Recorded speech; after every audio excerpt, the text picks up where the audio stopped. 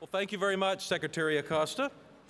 And before we jump into the lunch, a few brief announcements. First of all, a word from our sponsor, Mars Pet Care. You may have heard about the new survey, and perhaps you may have participated in it. Making our cities more pet-friendly, as you know, has a lot of positive impacts. It improves the health of our citizens. It can help raise property values. And that's why the United States Conference of Mayors has developed a partnership with Mars Pet Care, which is one of the world's leading pet care providers. And in this survey, we asked mayors what resources we need to help our cities become more pet-friendly. And so today, we're excited to share the results of those surveys with you. We actually heard from more than 70 mayors representing 30 different states. And the results have reinforced a lot of the positive influences that pets play on the lives in our cities and our communities. But we have also identified some areas where we think we can do better. So you can download a copy of this report as well as a companion how-to guide on how cities can develop a pet-friendlier policy, and it's on our website, usmayors.org/pets. We'll also be discussing the survey results in greater detail at a handful of other opportunities today: the Women's Mayors Leadership Alliance, the Standing Committee on Children, Health, and Human Services, which is tomorrow morning, and the Standing Committee on Tourism, Arts, Parks, and Entertainment and Sports, which is tomorrow afternoon. Now I want to also welcome those who are watching us live on Facebook Live. And as a reminder to those of you in the room, all of our plenary sessions are available on Facebook Live, and they are available on usmayors.org and also on the Conference of Mayors YouTube channel. So for those of you watching us right now on Facebook, Twitter, or Instagram, please spread the word and use the hashtag USCM2017. That's hashtag USCM2017 whenever you are posting about our meeting. We also invite you to download our official USCM app. It is available for your iPhone, your iPad, and your Android device.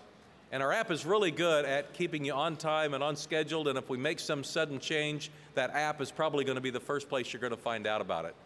Lots of ways to engage with the U.S. Conference of Mayors on social media, so please, I invite you to visit our space, which is just outside the ballroom, and they'll have all of the social media interactions with this conference.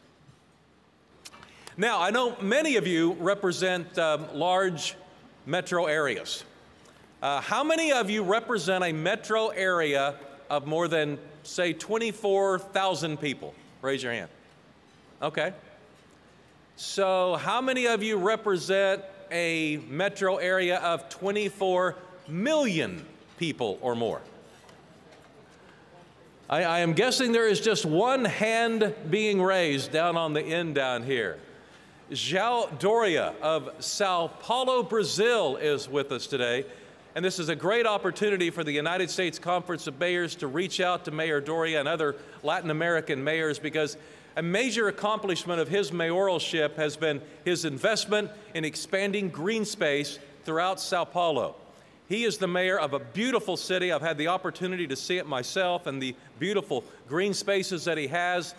Outside of his elected official spectrum, he is also a successful businessman. He has been applying his business acumen to the politics of Sao Paulo and has been boosting economic development city. So Mayor Doria, it's great to have you here. A big round of applause for the mayor of Sao Paulo, Brazil. Mayor Doria. Thanks so much. Well, good afternoon, everyone. On behalf of the city of São Paulo and myself, I would like to congratulate Mayor Mark Carnett for this great event. I would like also to take this opportunity to greet everyone present here today, especially Mayor Philip Levine. It's a great pleasure to be with you. And we have in common that we spent years in television. I spent years also doing television in Brazil, not in sports, but in journalism in Brazil. And also, Honorable Alexandria Acosta, the U.S. Secretary of Labor. And it's a great pleasure that I take part in this ceremony organized by the United States Conference of Mayors, where important discussions are held regarding cities and the well-being of their citizens. I am honored by the opportunity to share a few words with you.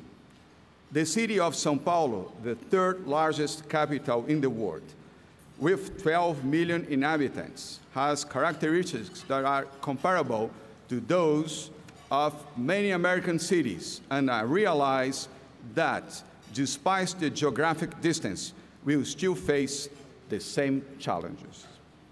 I took office 6 months ago, just 6 months ago, and my administration has been focused on closing the gap between the city's population and the government, identifying the needs of citizens, in particular of those who are most in need.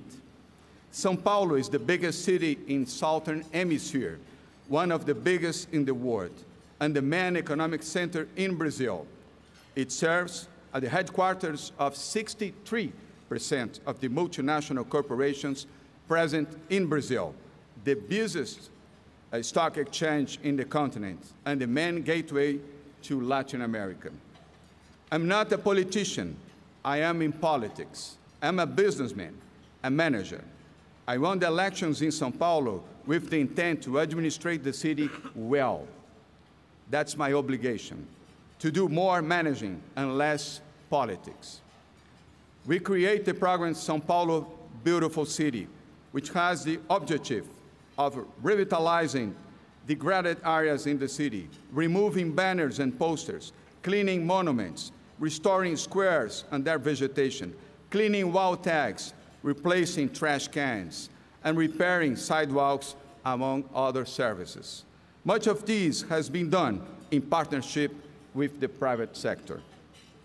In the public health, we launched the Corujão da Saúde Health All Nighter project. We conducted partnerships with private hospitals so that the needs of the less fortunate citizens could be met in those hospitals, at times with lower demand. In doing so, we were able to administrate almost 450,000 exams in less than 3 months, reversing the long healthcare waiting lines in the city. We know that sustainable urban development that benefits the environment cannot be achieved without progress in the field of innovation. Also in science and technology. This is why we create the Secretariat of Innovation and Technology in São Paulo administration, because we understand that innovation is the key to achieving the development of sustainable and efficient public policies. Although São Paulo, as the most populous Latin American city, ranks first in the Sustainable Cities Index, there is still much to be done in the field of sustainable development, such as implementation of environmental preservation policies. In actions to prevent and mitigate natural disasters, we are innovating by using drones for the mapping of areas of difficult access, aiming to prevent natural disasters, especially those caused by heavy rains. São Paulo produces 20,000 tons of solid waste per day, with alarming consequences for the environment. That is why we have adopted the goal of reducing the waste tailings sent to municipal landfills by the year of 2020. Urban mobility is also central in the debate on climate change. For that reason, we are including among our priorities the reduction of pollutants in the city buses. We are also moving forward with the ambitious goal of increasing active mobility by 10% within the city's routes by the end of 2020. Discouraging the use of individual vehicles. In doing so, we are also investing in cycling improvement and have just signed our Code of Pedestrian. In the wake of the great work developed by the United Nations on the 2030 Agenda, It is with great pleasure that I report that a few days ago, a local commission was created in order to promote the government's implementation of the 17 United Nations Sustainable Development Goals. Another important initiative launched recently in São Paulo was the São Paulo Green City Program. We plan on planting 600,000 trees by the end of 2020. In addition, we have inaugurated the first stage of the Street Green Corridor project. We are striving to do a great job with more efficiency and less public spending. Above all, we want less bureaucracy and have a fast-track city. Finally, let me say a few words about Brazil. As many of you probably know, we are going through challenging times, but these times are also a clear demonstration of the transparency, the strength, and resilience of our democratic institutions. I would like to finish by thanking you once again, everyone here present, and by expressing my wishes of success for this great event. God bless you all. Thank you very much. And I'd like to show you a very short video. Paulo, a city that's always moving, a city that never stops to grow. The land of the great opportunities, São Paulo, city of the world. São Paulo, the place for doing business, land of the many, land of the brave. Heart of Brazil, your epic indeed, São Paulo, city of the world.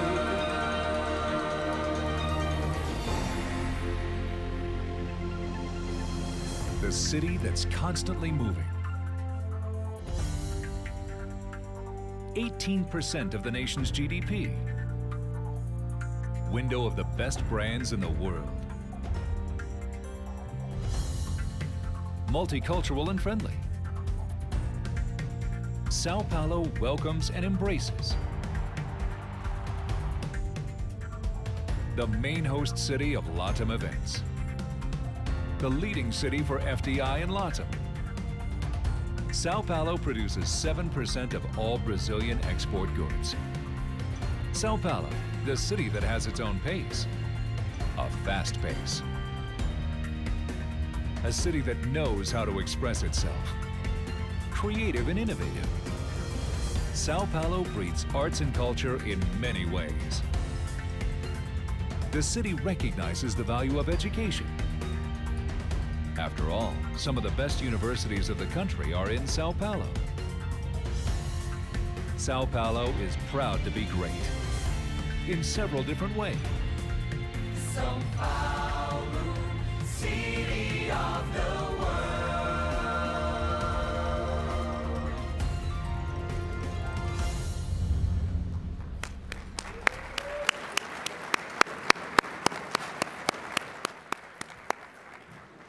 All right, let me now introduce the Vice President of the United States Conference of Mayors, Mayor Mitch Landrieu of New Orleans. Thank you, Mick. This has been quite a month for discussions on climate change. With the administration's withdrawal from the Paris Climate Agreement on June 1st, the Conference of Mayors was one of the first organizations that made a statement opposing our withdrawal from the Paris Accord. Give yourselves a round of applause. We followed that statement with a bipartisan press conference where we stated unequivocally that no matter what the federal government does, our mayors will continue their steadfast commitment to keep going above and beyond in increasing the sustainability of our cities and our nations. You all face very different challenges in your cities that may arise due to climate change, and each of you have exemplified creativity and resolve in your pursuit of environmental protection. So today, for the 11th year running, we gather to recognize the efforts of mayors who are at the forefront of climate protection. U.S. mayors, as you know, have been global leaders in fighting climate change over the last decade, and I am certain we will remain there for the next decade as well. Now, our sponsor for this lunch, Walmart, has been with us every step of the way, and we thank you so much for their partnership. You can give them a round of applause, please. In fact, this annual session and our awards program are made possible by Walmart's strong support for our climate protection efforts. The 11th annual Mayor's Climate Protections Awards are going to be awarded to mayors who have demonstrated significant leadership and innovation. They are designed to honor the best practices and are called the best of the best practices. So before we present our awards, let me acknowledge the co-chairs of our Energy Independence and Climate Protection Task Force, Mayor Jim Brainerd of Carmel. Mayor, thank you so much. And Sam Liccardi of San Jose. So please join me in thanking them for their work on this important issue. You guys have done a great job. Thank you. Now I want to invite Maggie Sands, Walmart's Vice President of Community Relations, who will share her perspectives on her company's global leadership on climate protection and talk about her company's longstanding partnership with the Conference of Mayors Climate Protection Awards program. Maggie leads the company's efforts to strengthen the investments that the stores and associates make in communities, neighborhoods, and customers across the United States. Maggie is also a former elected official, having served as a member of the Michigan House of Representatives. Maggie.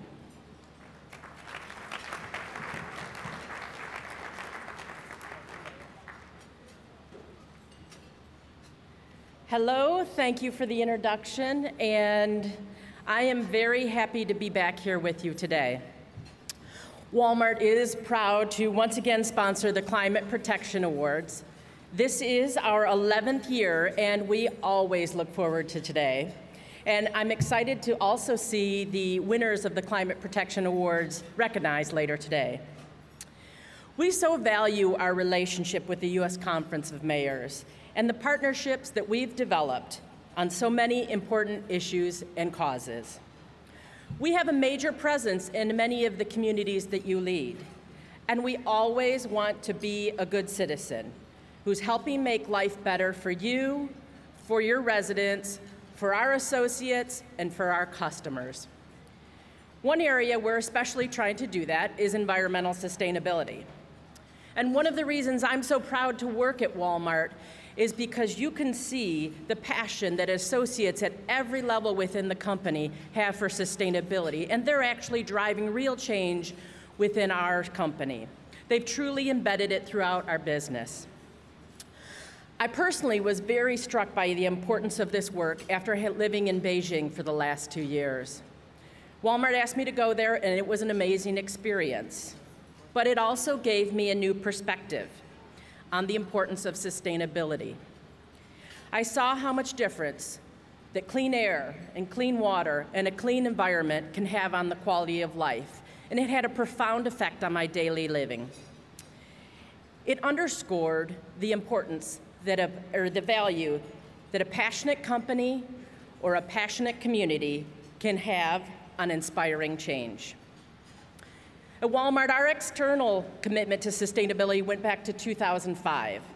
We challenged ourselves to be more sustainable in things like making our truck fleet more fuel efficient, reducing food waste, reducing packaging waste, lowering energy use in the factories in our supply chain, and working with farmers to optimize fertilizer.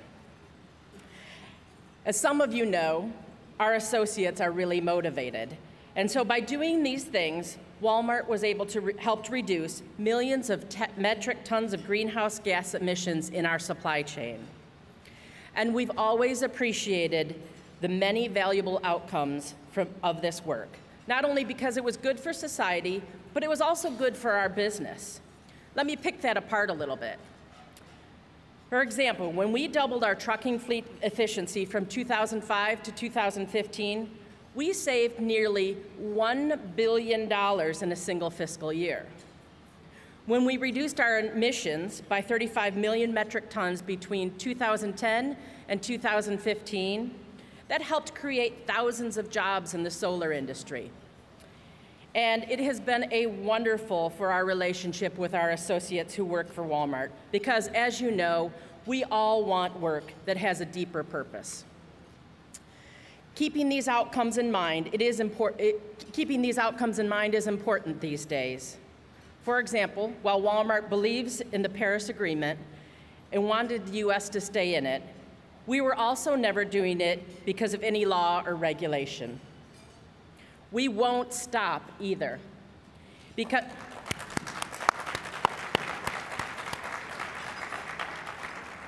it is good for our business and good for our communities, and we'll keep moving forward. And I know so many of you mayors there are moving forward in your communities despite what happened with the Paris Agreement, and I'd like to applaud you for that.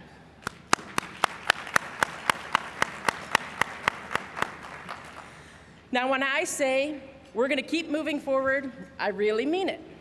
Last November, Walmart announced new climate goals for 2015 and became the first retailer to have approved science-based emissions targets based on the Paris agreements. These new targets give us an opportunity to announce our biggest goal yet.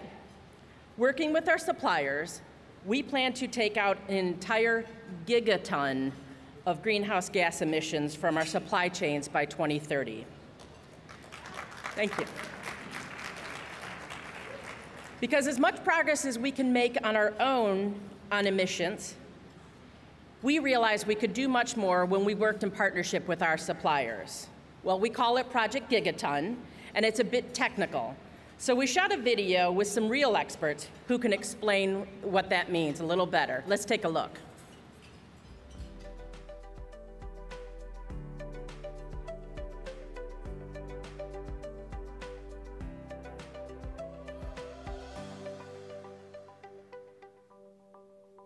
So what's a gigaton anyway?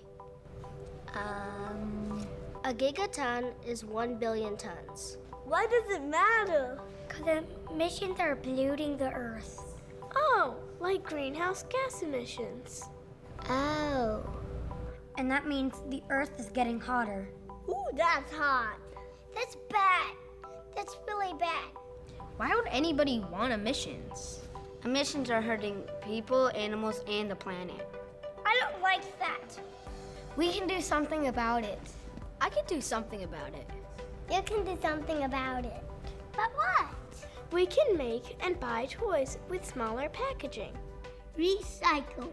Like water bottles and paper. Exercise more and drive less. Less traffic would make my mom and dad happy. We can all work together to reduce emissions. Because it makes the planet happy. Because it's important to everyone. Here's how you can help. Because it's good for people and animals. Think of the children. It's good for business. And it's good for your business too. Together we can do it. Thank you. Thank you. Thank you. Thank you. Thank you.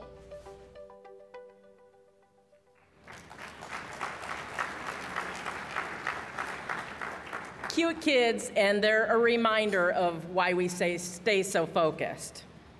So if you didn't catch that, a gigaton is 1 billion metric tons of emissions. It's like taking more than 200 million cars off the road for a year. If you'd like to get involved, you can go to our online sustainability hub or get in touch with one of our representatives that are here. As with most issues, the more who join, the more progress can be made. And so that's my ask of you today. Please check out our plan and consider joining our effort. Let me just thank you once again for the tremendous work you're doing and for your service, and a huge congratulations to today's very deserving winners. Thank you.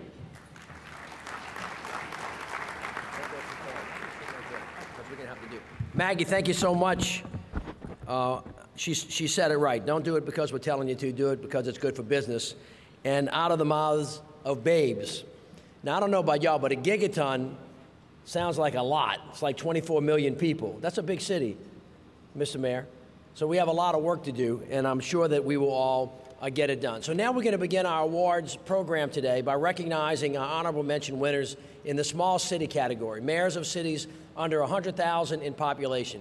You all have information on each of these and other winning programs in our app and up on our web.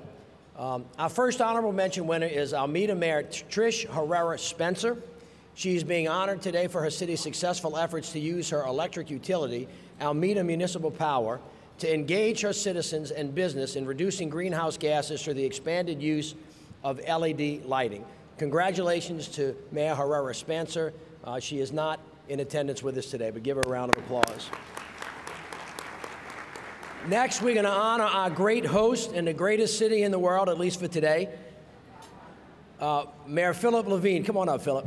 For this city's very innovative and groundbreaking sustainability and resilience ordinance. Mayor Levine is here, so I ask him to come on up to the dais and to receive his award. Thank you. Mayor.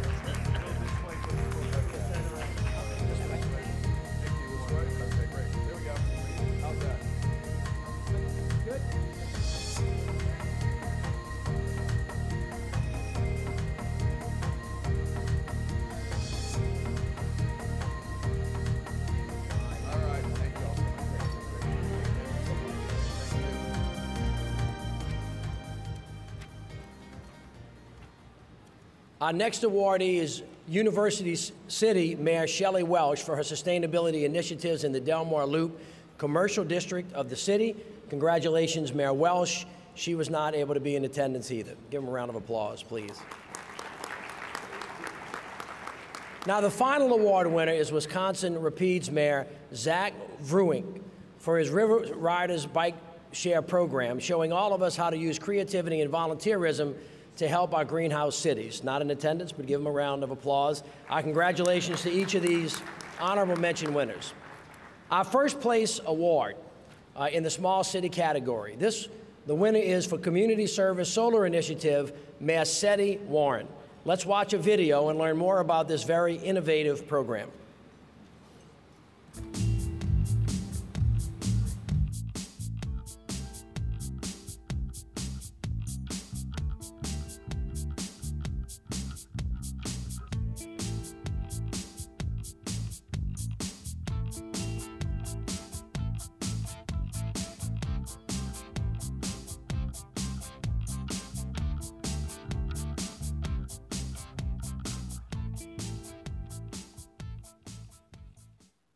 Sustainability has been a key driving force in the city of Newton for us. Over the last 8 years, we've cut the carbon footprint in half in the city of Newton, and we're going to save close to $40 million over the next 20 years. We know that environmental sustainability is great for the taxpayers, but it's also great for the environment. The city's been committed to solar power since the mayor became mayor 8 years ago.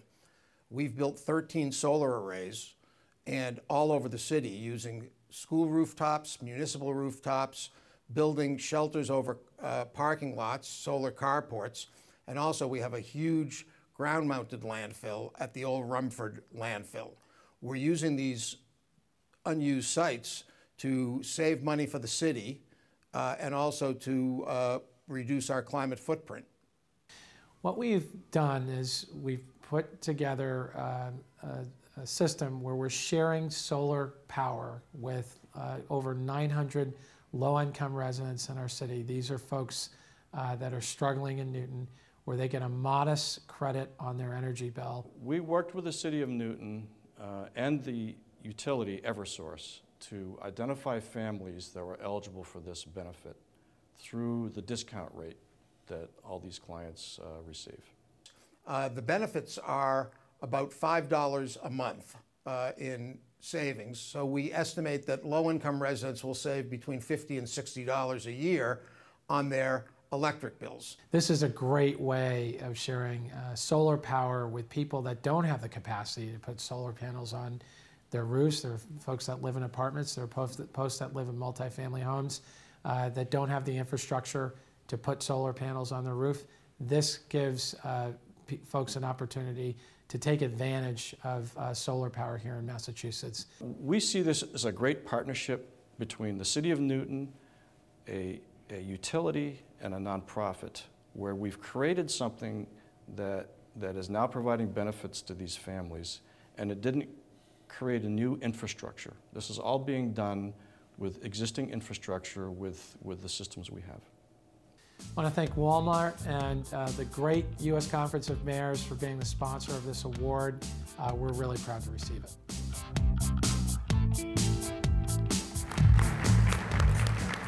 As many of you may know, Mayor Warren recently announced his candidacy for governor of the Commonwealth of Massachusetts. He sends his regrets because he couldn't be with us today, but asked his staff aide, Hannah White, to represent him and offer brief remarks. Hannah, are you in the room? Come on up.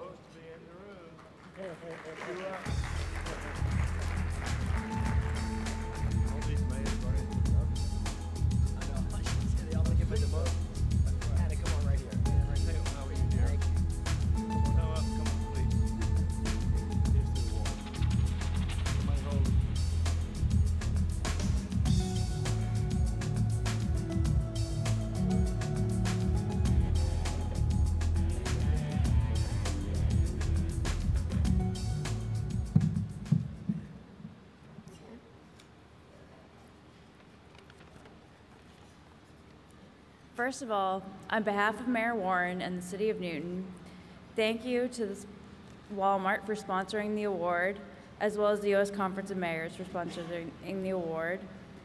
And protecting the environment is so important to Mayor Warren that I know he's really honored to receive this and has been really proud to stand up with mayors around the country in supporting the Paris Climate Agreement. This project in particular was important to Mayor Warren, not only that it provided the environmental benefits of solar power, but also that it promoted innovation and inclusion. It's an example of inclusive innovation that shares technological progress and its benefits in a way that expands opportunity for all rather than a few. I know that Mayor Warren often says inequality is the issue of our time. And being a part of the conference as chair of the Community Development and Housing Committee and working with mayors from across the country and political spectrum, especially on this issue, for the past 8 years has been very important to him. And as Mayor Landrieu said, Mayor Warren recently announced that he's running to become the next governor of Massachusetts. And that is why he can't be here to serve as chair of the Community Development and Housing Committee and thank you himself. So, rather than the usual routine of me drafting and handing him talking points, he sent me down here with 3 things he wanted me to make sure to say to you. Oh, how the tables have turned. Number 1, how much he truly wanted to be here himself. Number 2, thank you to the conference and your fellow mayors for support, leadership, advocacy, and hard work. Number 3, no matter what happens, he will be there to back you up and do anything he can to support you all as you move forward. So, from us all, thank you to Tom Cochran, current, past, and future conference leadership, and the staff, especially Jean Lowe, for tirelessly supporting the work of the Community Development and Housing Committee. Thank you for all you have done to enable us to move forward in Newton, from supporting the Newton Innovation Center to supporting the Convening on Economic Growth for All at Boston College to this Solar Share project. It's been an honor to work with you all. Thank you.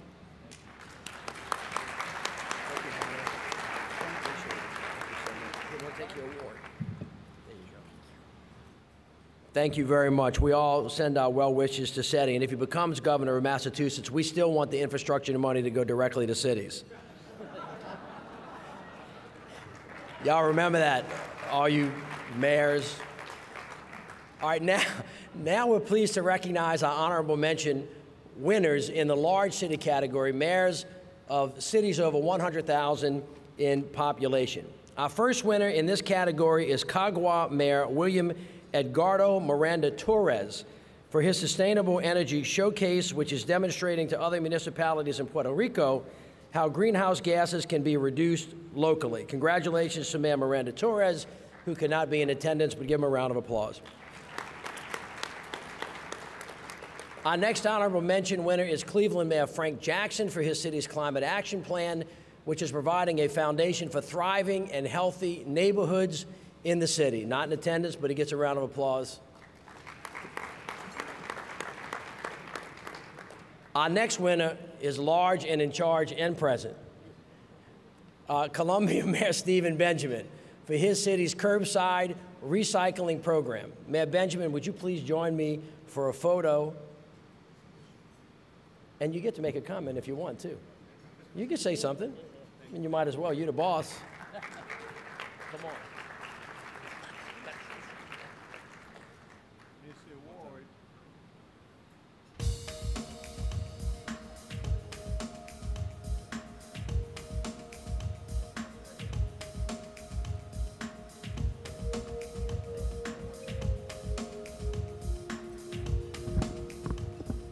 You guys are going to hear enough from me over the course of the next couple of days. So just thank you to all the mayors for continuing to show leadership, global leadership on this major and important issue.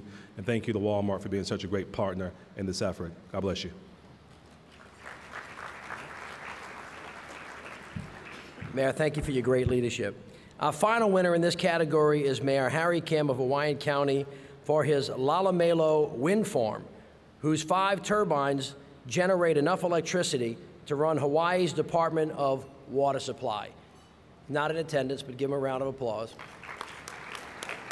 Mayor Kim and other honorable mention winners in this large city category, we congratulate you for your leadership. And now, for a final word, we will honor our first place winner in the large city category. This year's winner is Long Beach Mayor Robert Garcia. Mr. Mayor.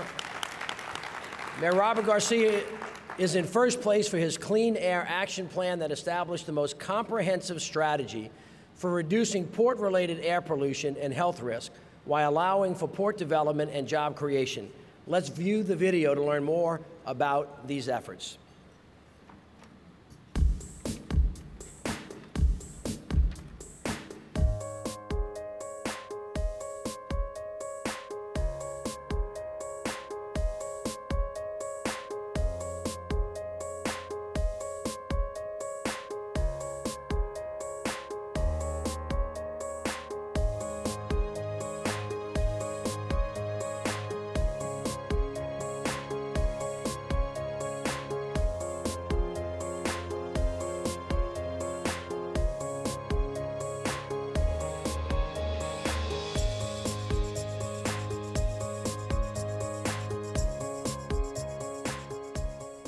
It's incredibly important for us in the city of Long Beach to really be a leader when it comes to environmental protection. The Port of Long Beach produces 1 out of every 8 jobs here in Long Beach and really across the region in the LA region. And so for us to have a port that is green, that is looking at being a zero emissions port is really important to us, and we're really proud of the progress we've made. The Clean Air Action Plan is a great project, really a partnership between the City of Long Beach and the City of Los Angeles. We now have some of the most advanced technology in the world, and we've reduced emissions dramatically all across the port and the region.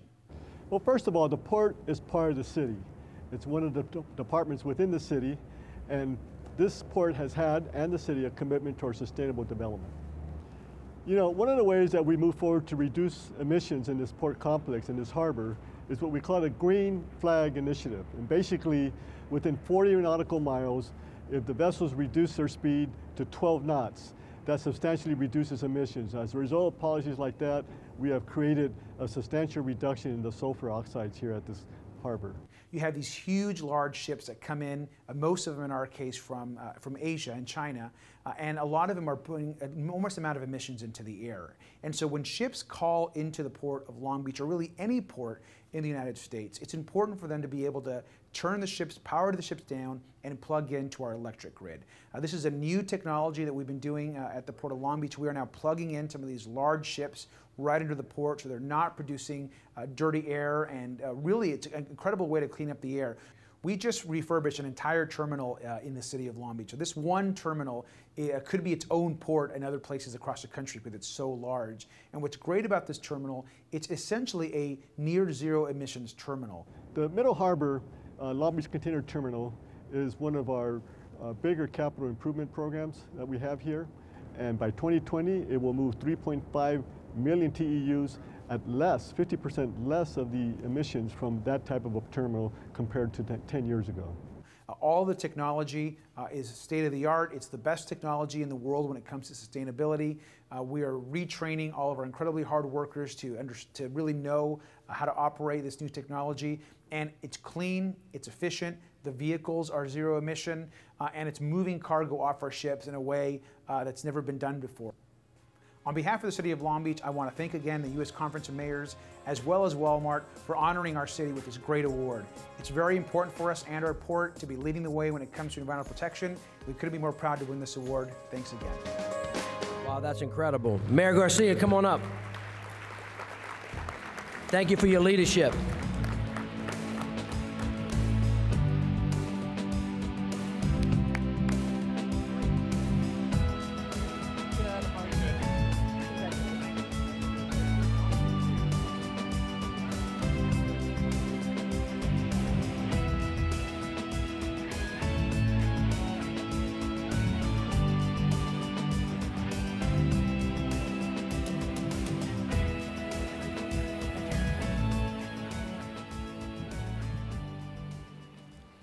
Well, thank you very much, and it's great to be here in Miami Beach. And of course, I want to just begin by thanking the U.S. Conference of Mayors, as well as, of course, Walmart for this great award. And I particularly want to thank Walmart for being such great partners. I know not just with the City of Long Beach, but so many other communities across the country. So let's give them a round of applause for this award and their focus on climate leadership.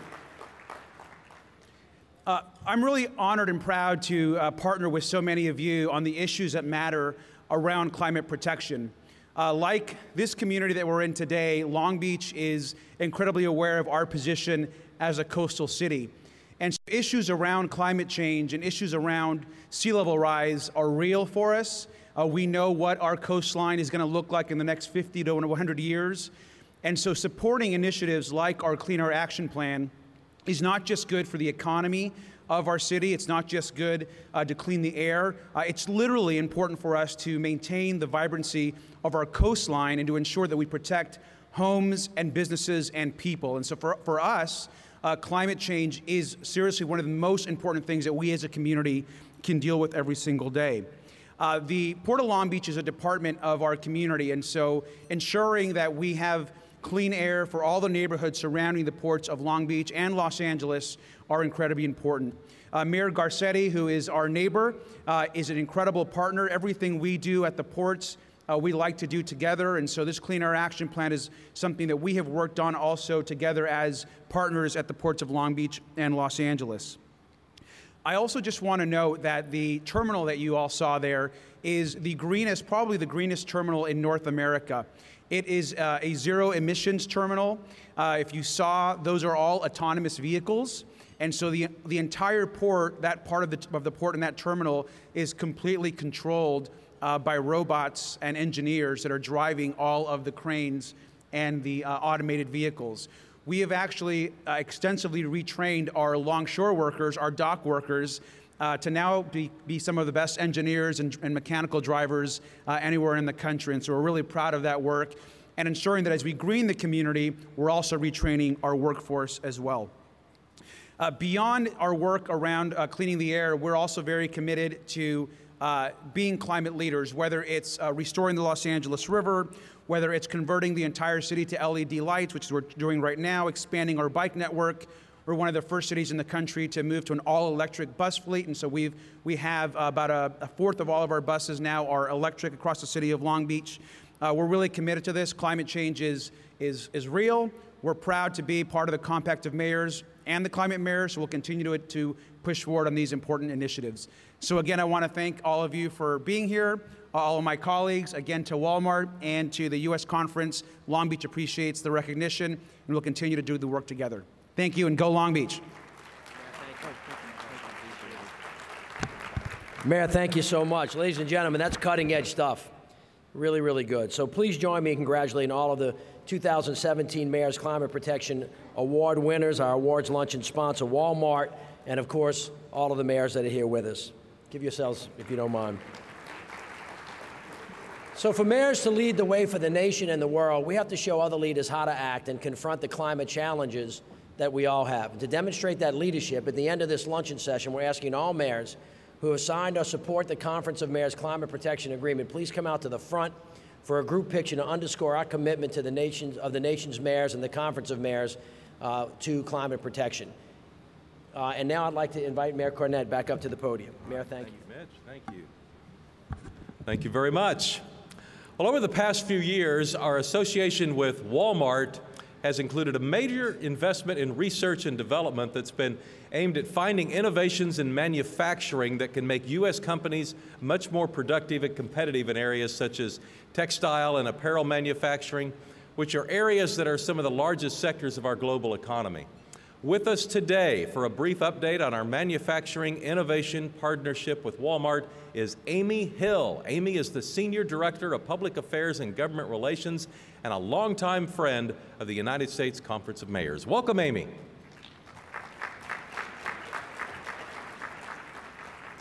Welcome back. Good afternoon, and thank you, Mayor, for that warm introduction. I've been here so long, I now need reading glasses, excuse me. I have the pleasure today to update you on Walmart's efforts with the U.S. Conference of Mayors around U.S. manufacturing. As many of you know, we stood before you 3 years ago in D.C. to talk about our commitment to bring manufacturing jobs back to the U.S. As we started this endeavor, we quickly realized that it's easy to talk about, but much harder to execute. Much of what is needed to help these jobs return is an investment in research and technology. That is why we stood before you in 2014 and announced the creation of the U.S. Manufacturing Innovation Fund to invest $10 million over 5 years in innovations in research and development to help advance solutions to challenges in manufacturing products in the United States. One of the industries that really has the potential to add jobs to the U.S. workforce is textile manufacturing. Apparel manufacturing worldwide generates as much as $700 billion annually, but the U.S. accounts for only a small fraction of that, about $12 billion of this total. Of the 11.6 billion global apparel workers, only 123,000 of those workers reside here in the U.S. So it's no surprise that only 2.5% of all clothing is made in the U.S.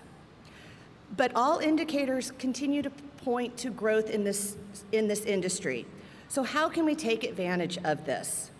We believe the key to doing this is advanced technology, technology that enables us to compete and to win. Because of the enormity of the global apparel market and because of the very small role we in the U.S. play, even small gains in our competitiveness have the potential to produce dramatic results in the U.S.'s manufacturing sector. I'd like to show you a video about one of the projects we have funded through the collaboration we have with the U.S. Conference of Mayors.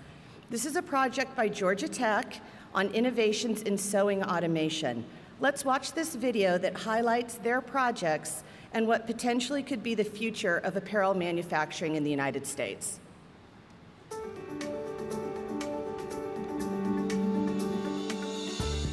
Excellence in manufacturing is a national imperative. Today, if you look at the sewn products industry, about 2.5% of the clothing is made in the United States, which means about 98% are made abroad. When the clothing manufacturing goes abroad, then the other aspects in the supply chain, which is your fabric manufacturing, yarn manufacturing, they also tend to go away. So it had a domino effect with the result of the industry essentially migrated overseas. The reason for that is sewn products manufacturing or apparel manufacturing has been a labor-intensive operation. That means a lot of our citizens have lost their jobs. What we're doing with this particular project is we are transforming the job into a high-skilled job. That means the people who will be running these automated sewing machines and work cells are going to be highly qualified individuals. So what the manufacturers are seeking is to be able to make clothes in small quantities or small lot sizes. They want a great deal of product flexibility, and they want to get it very, very quickly. Our vision of the factory of the future, which is going to be revolutionizing the apparel industry as we know it is, we have a bolt of cloth here that goes through the series of workstations. At the end of it comes a garment that you want. So how do you make that happen? We've got a series of autonomous robots called budgers that is going to be moving the fabric autonomously to the sewing machine. We've got overhead vision systems that are controlling and making sure the parts are all properly aligned. And as it's being sewn, The vision system is making all the adjustments that are needed, and once that part is sewn, it goes to the next workstation. The way we are envisioning is we would have this series of work cells with these building blocks of technology.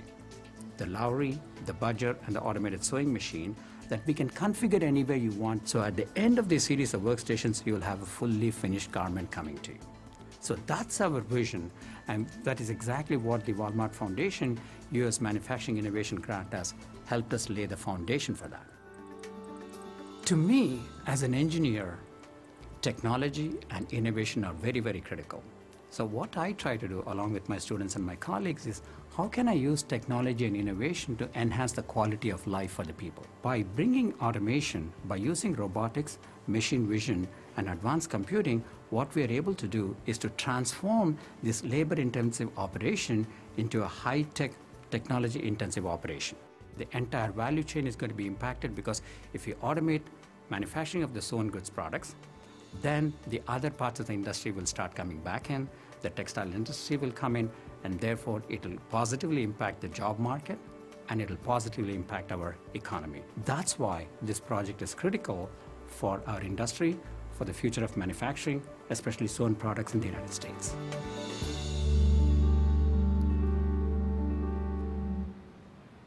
I think it's pretty incredible, right? I think what really excites us about this project is that they're on their way to commercialization. The advancements in apparel technology really speak to the entire systems overhaul that is needed in order to bring textile manufacturing back to the U.S. shores, and the high-skilled jobs that go with advanced textile manufacturing. I'd like to personally thank Mayor Reed of Atlanta for his endorsement of this great project. I don't know if Mayor Reed is here yet, but anyways, thank you very much. Mayor Reed was also present at one of our first U.S. manufacturing summits in Denver back in the summer of 2014. So thank you, Mayor Reed. Mayors, you can all play a powerful role in raising local, regional, and national awareness of the contributions being made by the researchers we are supporting. We need your help to ensure that this can go from just research to actual economic development in your cities. Over the next 18 months, we'll be working with the conference to host forums, workshops, and the like to bring more of these research projects to life and to share best practices that we can all benefit from this research. We look forward to working together on this important initiative and wish you a very productive and fun conference here in Miami Beach. Along with my colleagues, I will be here for the duration of the conference, and I'm happy to answer any questions you may have. Thank you very much. Thanks, Amy. Thank you. All right, now we have a short video.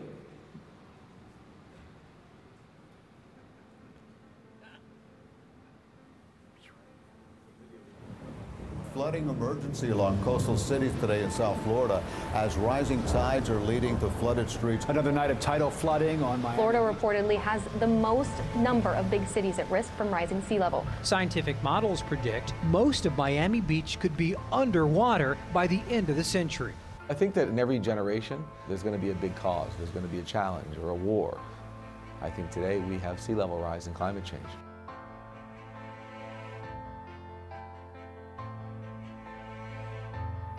Our current plan is sort of how do we stay relatively dry for the next 30 to 50 years.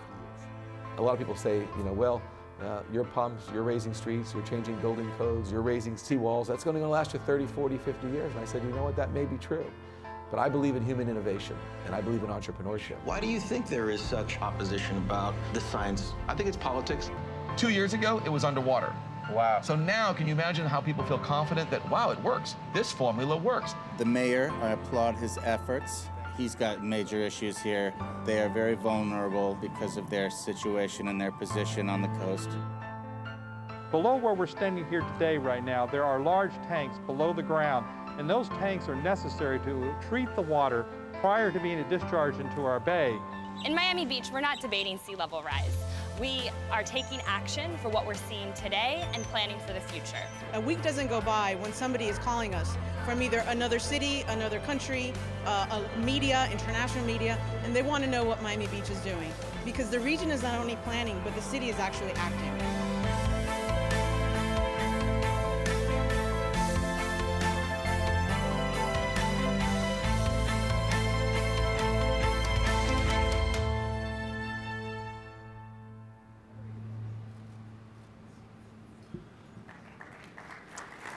And let me reintroduce the mayor of Miami Beach, Philip Levine.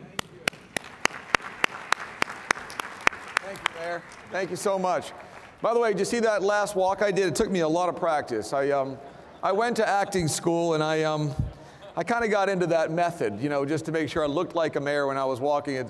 Whenever I talk about the film, we do a Leonardo DiCaprio, people say, well, what role did you play? I said, I played the mayor of Miami Beach, and it was a great role to play.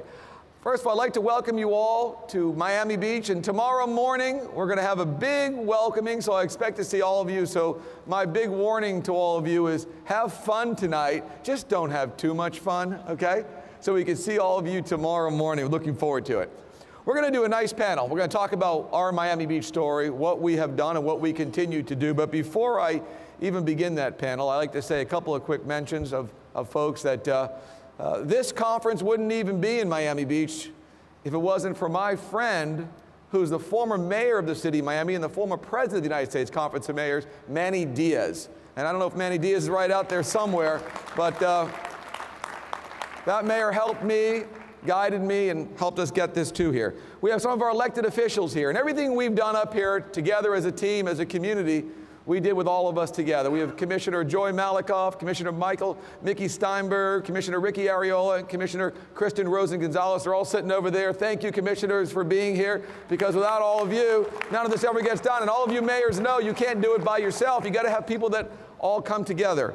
And also you have to have residents and citizens who get involved, put together groups. And we were very fortunate to put together, I call it our flood committee, and I nicknamed this guy Pump Man because he's so good with the pumps. So I'd like to have a special thank you to my friend Scott Robbins, who's sitting on the table over there. Thank you, Scott, for all the great work that you have done.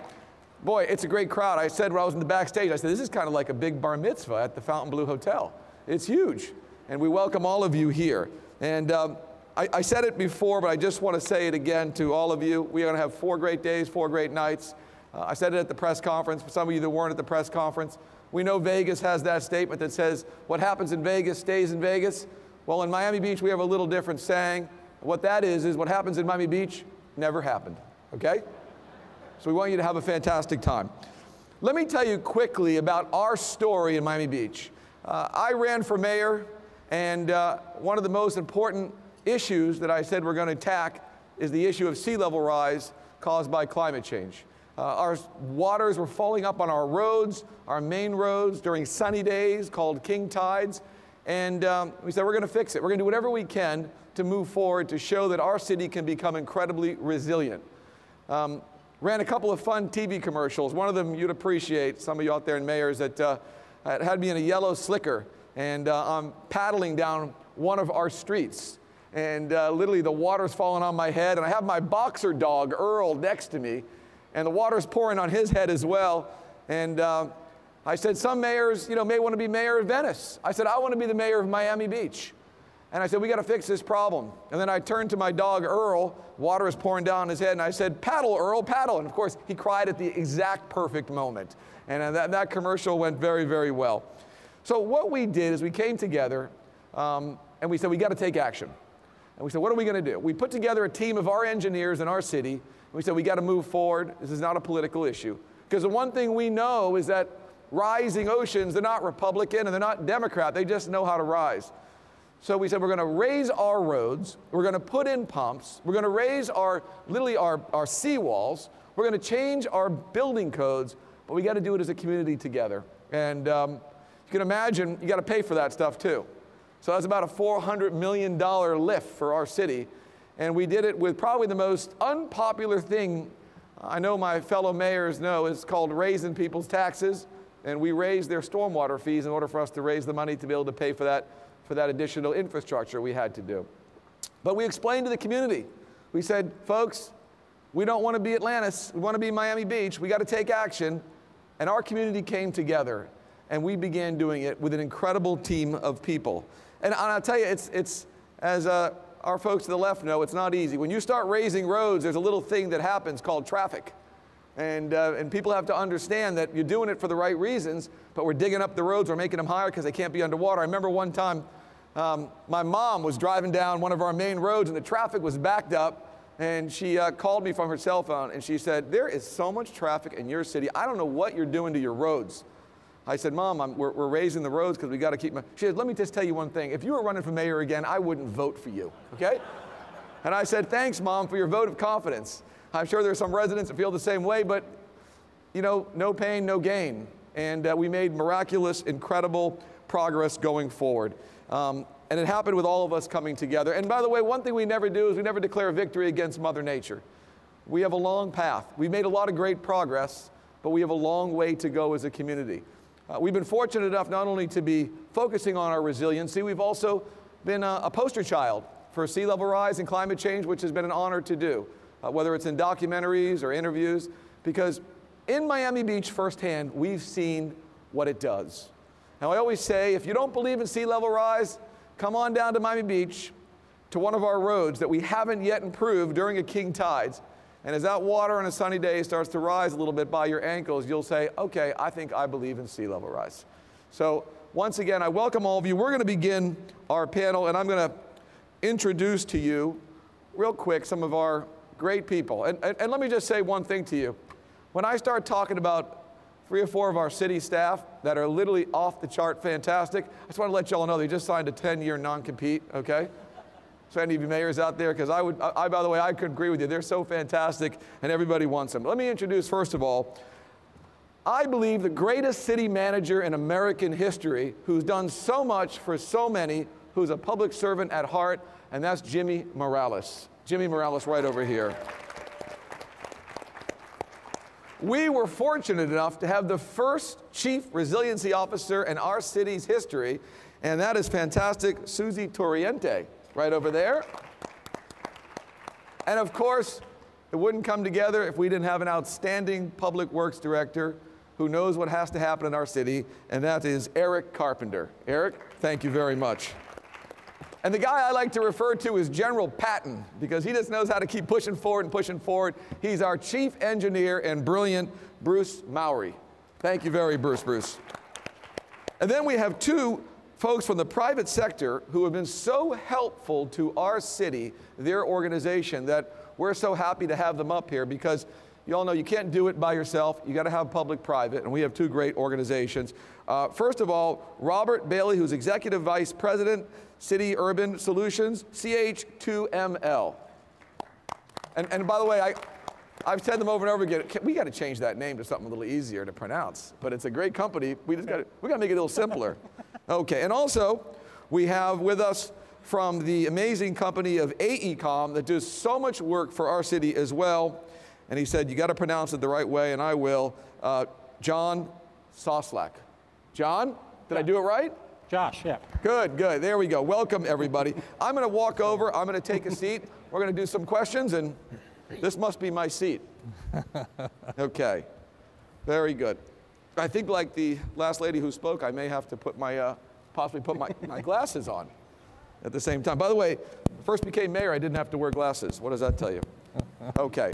I am going to begin the first question, Josh. Yep. With you. And Josh, you're all over the world. You're all over the United States. You're coming up with solutions, with the private sector, with stakeholders. I'd like to ask you, tell us what's going on. What are the trends? What are the things that you see happening that are working in cities across the country? Great. Well, I'm excited to be here. And Mayor Levine, thank you for having us in this panel. And it's so exciting because I get to work with the really cool people who are here. Hopefully all my other clients are putting their hands over their ears, because these are the best people that we work with anywhere. This is a complicated issue, and when we talk about resilience in coastal cities, we're really looking at how do we balance the need to deal with things like sea level rise, like coastal flooding coming from storms, with immediate needs. And those immediate needs are really important, and when you talk to your citizens, that's what they're telling you about. I was in New York earlier in the week, and Mayor de Blasio had a town hall, and what we were hearing from people was affordable housing, economic opportunity, open space. But we're doing a project in Lower Manhattan where we're actually looking at the short-term needs. How do we protect Lower Manhattan with the available funding, with the available real estate that's there, but also look at the long term. What does it look like? What does New York look like in 50 or 100 years? And how do we pay for that vision? So how do we balance the short term that we have to do with that long term? And it's really a whole of community solution. It requires us to put the private sector, the public sector, and the public together. Great. So that's really, I think, the important piece. We're doing it in Honolulu, but it doesn't matter where you are. I mean, I see inland city mayors here as well who are facing the exact same things. Yep. So I think that's really, really important, that no matter what city you are, that you're balancing those needs and that you're doing the technical work and bringing it together. And Josh, quick follow-up question with that. You know, we at Miami Beach, we're a part of the 100 Resilient Cities of the Rockefeller Foundation. And I know there are other great, interesting organizations out there that are working with all the cities. How do you best advise cities to work with them, and how are they helpful to you, these groups? There are so many networks and platforms out there, and the thing is, sometimes it gets confusing to people. C40, ICLEI, yes. UN Habitat. But the great thing is each of them brings something. And I think the important thing to do from the city perspective is you know your city better than anybody. And so you start with that lens, and then you look out at that network and you say, what can 100RC bring for me? What can C40 bring for me? And I know Mayor Landrieu, numbers of mayors in the room have all been part of many of those networks. And so I think what your folks are doing in cooperation in Miami Beach with the city of Miami and Miami-Dade County is really looking at how that all works together, because that's really the answer. Thank you. Susie, you are our Chief Resiliency Officer at the City of Miami Beach. You've been with us 2 years. Yes, sir. Tell us, in your mind, what does resiliency look like for you, for the City of Miami Beach? Describe it to us. Thank you, Mr. Mayor. It's great to be here. You know, the films really said it best. Our path to resiliency began with climate resilience, and that happens a lot in different coastal cities. But for us now, as we're evolving the project, we realize that actually climate change and sea level rise is changing the way we run our city and the way we deliver our services. And so I've had this great opportunity of being with the city now for 2 years as CRO. And what's important is that we're looking at all of our services through that lens. And through the partnership with 100RC, AECOM is our strategy partner, working with Miami-Dade County, City of Miami. There's so much power in the force of collaboration. Working together, sharing, and over the last few months, we've been listening to our residents. And what they're saying is that resilience, first and foremost, here in South Florida, it is about climate change and sea level rise. But it's also about housing and transportation. And how will housing and transportation look different in our cities as we adapt to sea level rise? And quite frankly, here in Miami, Miami Beach, and the greater Miami and the beaches area, housing is expensive, and people spend too much time in their cars. So those are issues that, you know, about resiliency. And the other thing that we've been hearing over the last few months is it's really about health and public safety. And so, you know, it's all those really quality of life issues looked at this lens of resiliency, which means as anything comes to us, either a little stress of every day or a shock of a big thing hitting us, like let's say a storm, the point is that we plan together, and so that we can actually bounce back and bounce forward very quickly and really stand up again. Thank you, Susie. And Jimmy Morales, City Manager, Miami Beach, you know, we came, you know, we realized that we needed to tackle this big issue. And as the CEO, the day-to-day manager of our city, you were faced with a big daunting task of organizing your teams, getting them ready, and at the same time manage the city with so many various things going on at the same time. Tell us, you know, what were your thoughts, how did you do it, and what were your priorities? Well, and Mayor, thank you for your kind words. Everyone, welcome to Miami Beach. I was born and raised on this island, so welcome. In April of 2013, I took the position as city manager of Miami Beach, and at the time, you know, flooding was certainly on the radar screen. Whether or not it's linked to sea level rise and climate change had reached a level of urgency. The city had a couple years earlier incorporated, one of the first in the country to incorporate sea level rise into our stormwater master plan, but not at a level of urgency. Then in June of 2013, some of you remember, Rolling Stone magazine came out with Goodbye Miami, and the article about South Florida disappearing as sea level rose. And literally overnight, I think all of our jobs changed. We became ground zero, international and national notoriety. And as a first-time manager and an attorney by training, the first things we really try to do is learn more about the issue, learn what we didn't know, how do we inform ourselves, reaching out to the South Florida Water Management District on their expertise, the national parks, what they were dealing with, the four-county regional compact of Miami-Dade, Broward, Monroe, and Palm Beach, trying to get the right science in place. We actually ended up hosting the meeting that year in the fall, so we're really trying to learn about the issue, get as much science. We sent a delegation to the Netherlands to learn what they were doing. We hosted a delegation from the Netherlands. But one of the things that became very apparent quickly, Mayor, and was in many respects we were going to be writing the book. Particularly because of our porous subsurface, we were going to be writing the book on how to deal with sea level rise, certainly in our region and area. Putting the team together, hiring Eric as our public works director, stealing him away from the city of Doral. He brought on board, obviously, Bruce Mowry, a phenomenal engineer, as well as Roy from the Keys, who's been doing our utilities. Susie as a CRO, we had known each other back since county days, but in Fort Lauderdale she was doing some great stuff, and we were able to bring her aboard. Betsy Wheaton, we created an environmental department to focus on these kind of issues. So putting the team in place, we created a task force within the city, multidisciplinary, because we recognized while the initial issues were going to be engineering, brick and mortar perhaps. Long term, we had to look at building codes, zoning codes, et cetera. We put that together. We took a look at our stormwater master plan and our traditional strategies. Eric early on said, you know what, they built it in, but at a very low level. And quickly we administratively adjusted that. And then when you came on board, it was Scott, and you all created the Blue Ribbon Panel. You took it to the next level. We began outreach because one of the critical issues is the buy-in. People don't agree voluntarily to tax increases or traffic unless they recognize there's a problem. And because we were hitting, we had areas like Sunset Harbor or West Avenue that were flooding badly, and suddenly everyone realized what that link was and why it was happening. So we did outreach in those communities and tried to really strengthen that consensus. And then the political leadership, because ultimately it does take a lot of money. It takes a lot of looking residents in the eye and saying, sorry for the dust, but we're going to get to a resilient city. So it really was about putting the resources in place, building the consensus within the organization, and then working with the elected officials to build the consensus so that we could do the things we've been able to do. And as you know, a couple weeks ago, we had one of the most major rain events in South Florida in years.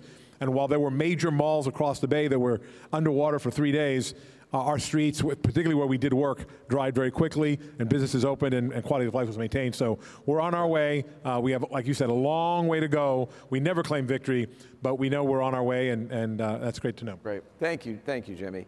Eric, you're our Public Works Director. You've been in this since the beginning. When you started to analyze our stormwater system, what were the immediate things you needed to do? What were you thinking? Where do you begin, and how do you change that stormwater system to accommodate? Well, when I first came on board at the City of Miami Beach in 2013, I had the benefit of having been a longtime resident of Miami Beach and being able to see firsthand that what was in place wasn't working. And like they say, the textbook definition of crazy is to do the same things over and over again and expect a different result. So we basically sat down and we looked at everything.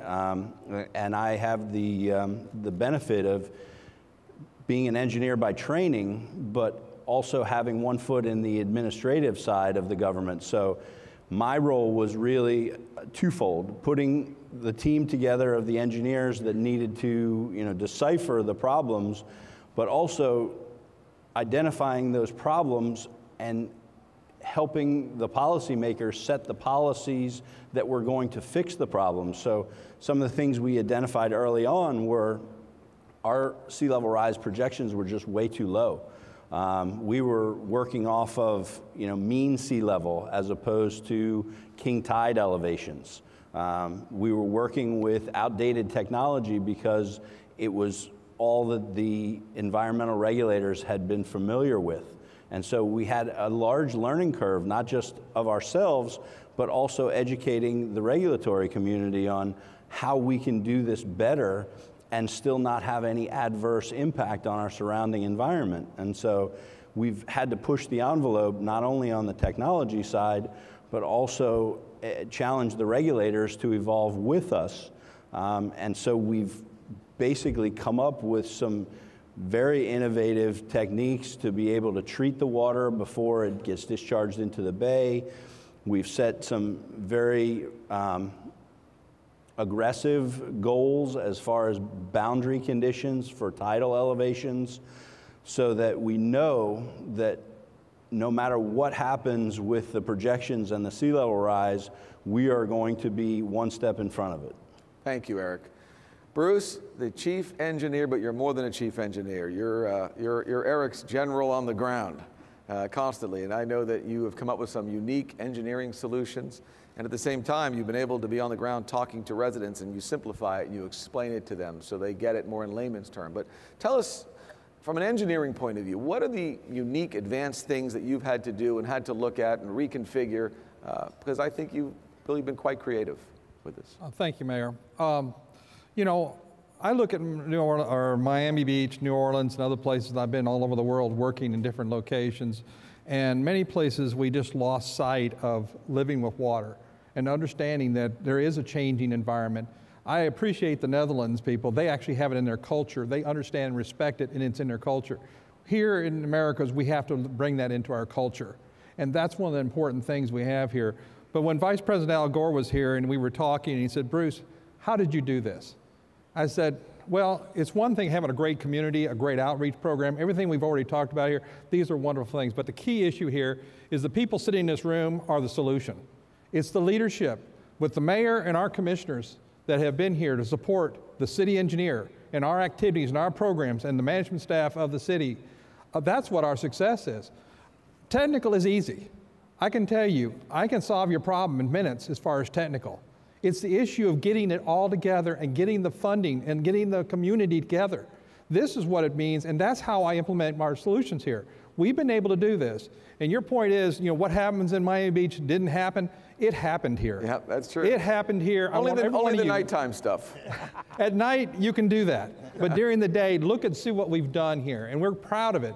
In a matter of just a few years, we went from a city that talked like many other cities around the community, to a city, as your motto is, get it done. Right. And because of that, the staff has been able to follow the leadership of its elected officials, and all of them are basically have the goal that we need. And also, you're looking not only at short term, Mayor, you've said several times, 100 years from now is what you're looking at. Absolutely. And not many leaders think like that. They think about getting elected, getting reelected, but not many elected officials look at saying, what is this city going to look like 100 years from now? And I'm telling you that if we don't take and make changes, especially coastal communities such as Miami Beach, if we aren't taking that aggressive mode and moving, the climate change is occurring. We aren't going to be able to stop it. It's great to do these other things, but sea level rise is going to come, and we have to build to that, or we won't be here to appreciate the climate, the better climate we're going to see from the initiatives that the mayors have taken. Thank you, Bruce. Thank you so much. Josh, Robert, Bruce brought up money. Mm-hmm. So cities need to prioritize. Right. You know, how do they raise the money? How do they prioritize the money so that we can work with great companies like yours? What do you recommend? What do you see?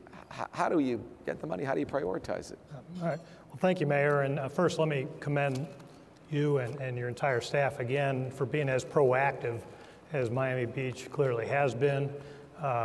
You know, it takes leadership, it takes a little backbone, and it takes some creative delivery approaches that the city's undertaken to get it done while we're young. And I think you ought to go into the consulting business, actually, but it's really good work, so well done. Moving forward, I think we heard from a number of the speakers here on how do you move forward, how do you aggregate funding around integrated solutions, which is really what I think you need to do to look forward, is integrate across departments, which you've heard today. Traditional master planning within each department and trying to line up traditional funding only around that isn't going to work for the kind of needs and projects that are out there and still out there for Miami Beach and other cities. We've termed it a process to kind of replace the traditional master planning as resilience road mapping. So it starts with, I believe, you said it, Eric, you design resilience into every project the city funds or permits, and everything has a resilience element. The second is, again, to look at things integrated across all the departments, including housing potentially, and come up with an integrated portfolio of projects that you can then prioritize around a multitude of funding sources and try and align the funding sources to the projects in an appropriate way that recognize interdependencies among the projects. It helps you expand the amount of money that might be there. If you were just doing a stormwater line, there's only a certain amount of funding there. If you're combining the stormwater line with a street and maybe some economic redevelopment along an area, it opens up a broader array of funding sources. And finally, develop a very comprehensive schedule with all the interdependencies, line those up to the funding sources, and try and create some a catalyst with some unusual funding sources. All the traditional obligation bond sources and things like that are there, but there's private equity that's interested in some green solutions, for example, related to resilience. There are public-private partnerships, there's tax incentives. So without going into detail, I think it's believe that there's a lot of potential funding sources. You need to look at them all and line them up to the integrated solutions and spend it. Thank you. I'd like to thank everyone in the audience for listening, and the United States Conference of Mayors for giving us the opportunity to share our story, and thank our fantastic panel because this is an A team. So thank you all so much. And if you'd like to follow along what Miami Beach is doing in the future, our hashtag is MBRisingAbove. Hashtag MBRisingAbove. Thank you, Mayor. All right, thank you all. How about a big round of applause for this staff and the great work? Thank you. You bet. Thank you all.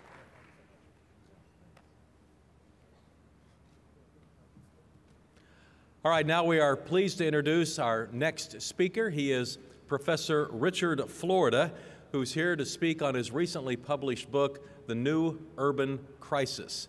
This book will discuss how the increasing flow of young, educated professionals into cities and how this will impact the issues of urban inequality and affordability. As most of you know, Richard is an acclaimed urbanist. His best-selling books include The Rise of the Creative Class. He has also founded the Creative Class Group, which advises governments and companies across the world. In 2013, he was named the world's most influential thought leader by MIT. Please join me in welcoming Richard Florida. Hey, Richard. Good to see you again. Thank you, Mayor Cornett. Thank you, Tom. Thanks to all the mayors. Thanks to the U.S. Conference for having me here.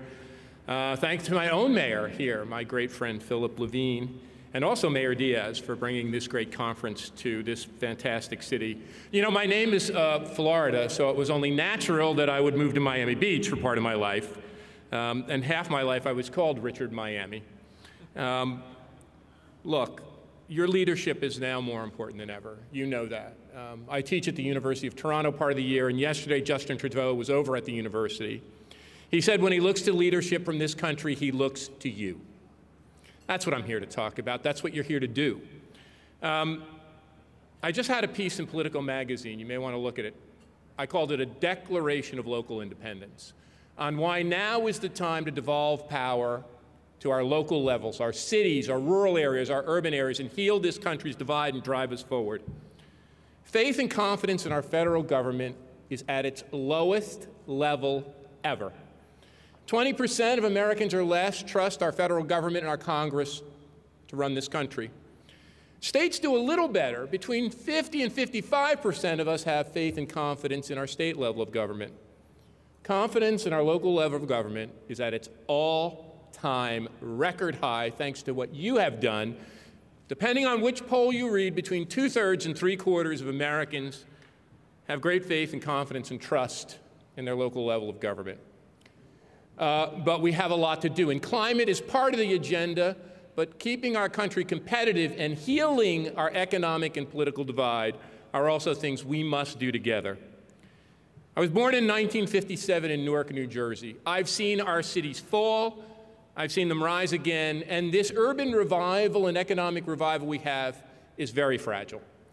I think I became an urbanist because in 1967, in that summer, on a hot day like this in Newark, my dad was taking me to my guitar lesson, and shots rang out. My dad told me to get down on the floor. My great city of Newark, a city of commerce where my dad worked in a factory in the ironbound section, which had great department stores, was engulfed in race riots. It was burning to the ground.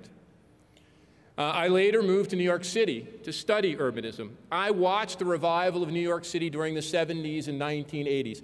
I moved to Pittsburgh, where now one of my closest friends and a truly great mayor, Mayor Bill Peduto, became mayor. I watched Pittsburgh revive. I wrote a book, as Mayor Cornett talked about, the rise of the creative class, how the creative class was driving a revival of our urban centers.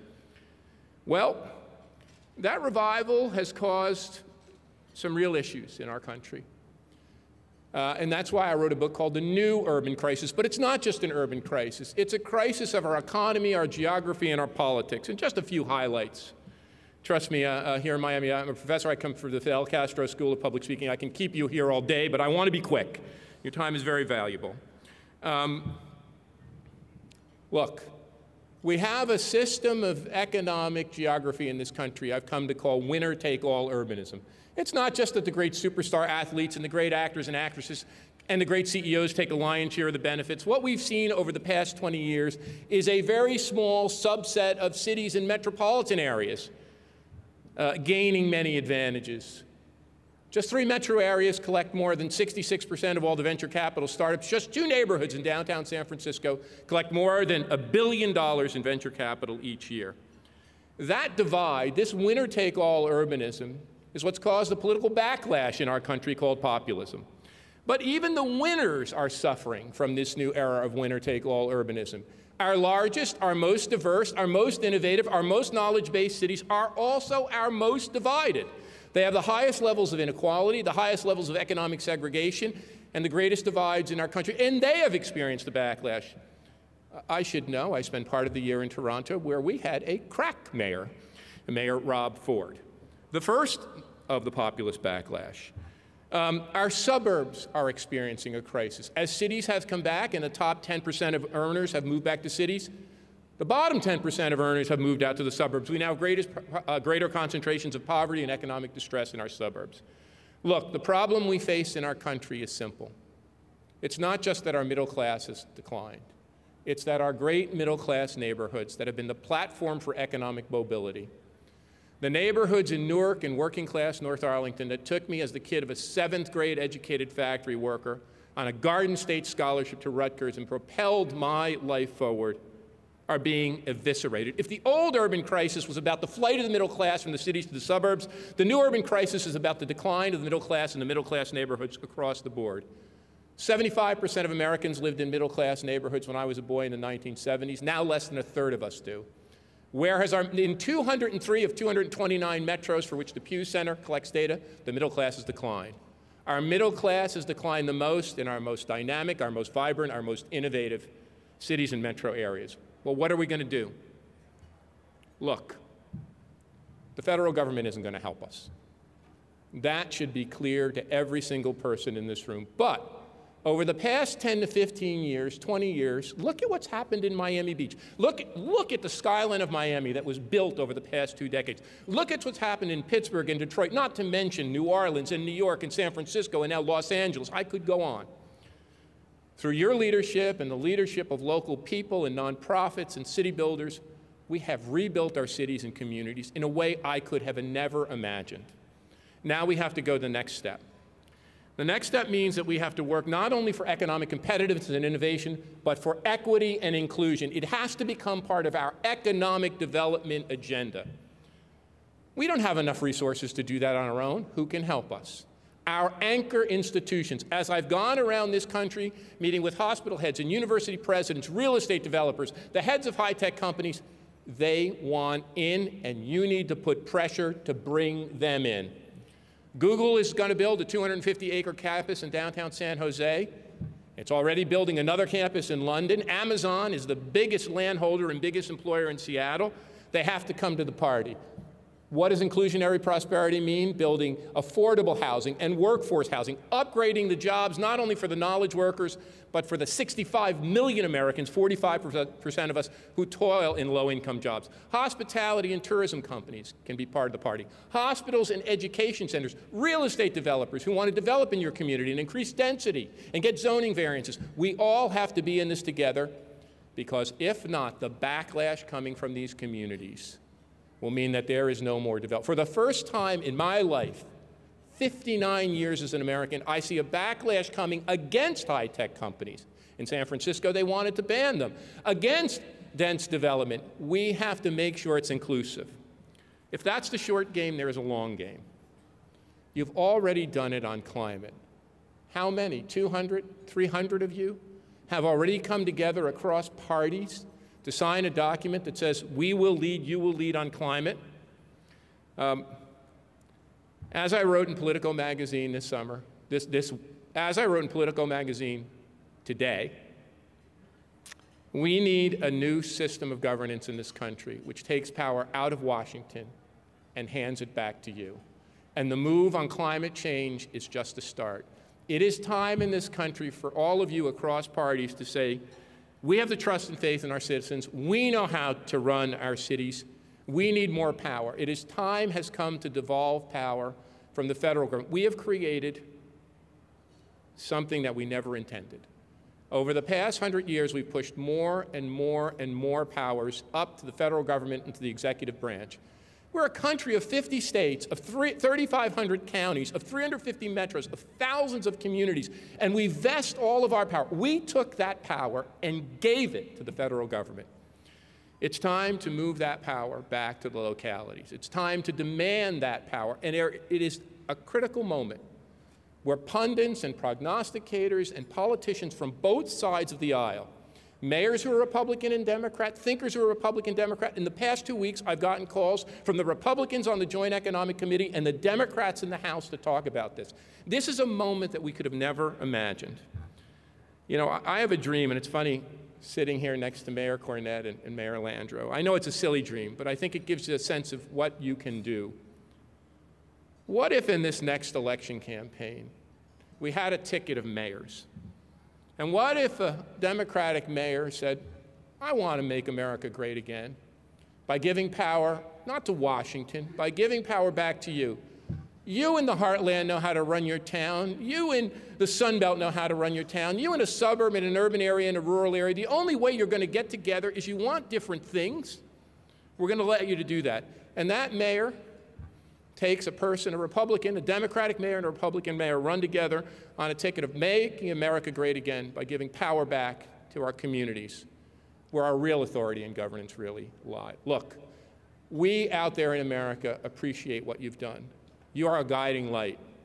I've been traveling across all of these communities, and I'll tell you, my optimism, which was tempered, has never been greater. You, our communities, are the leaders of this next agenda in America. It's time to get to work to do it, to make our country more inclusive, and it's time to give the power back to what really belongs to you, our leaders, our cities and communities. It's an honor to be able to spend time with you again. Thank you so much. Thank you. Thank you, Matt. Thank you very much.